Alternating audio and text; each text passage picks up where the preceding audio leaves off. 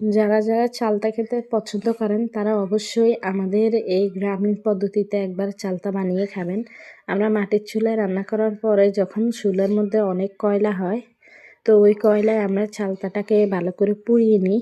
এরপরে কিছু শুকনো মরিচ এবং সাথে বিট লবণ রয়েছে, শুকনো মরিচগুলো টেলে নিই। আর দেখেন, চুলা থেকে উঠিয়ে চালতাগুলোকে সুন্দর করে ধুয়ে কেটে নিই।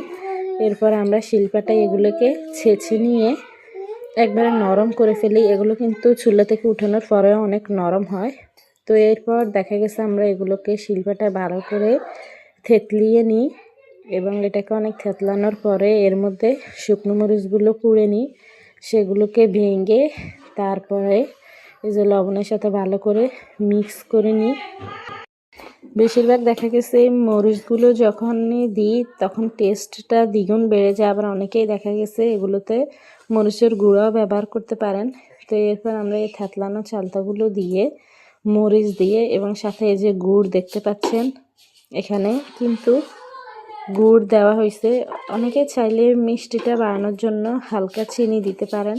তো আমরা গুড় দিয়ে এটাকে মাখিয়ে নিই এবং এটা খেতে খুবই ভালো লাগে তখন। তো এইভাবে গ্রামে আমরা চালতা পেলে সেগুলোকে এভাবে বানিয়ে তারপরে খাই। দেখেন, দেখতেও কত লোভনীয় লাগছে, খেতে ভীষণ মজা।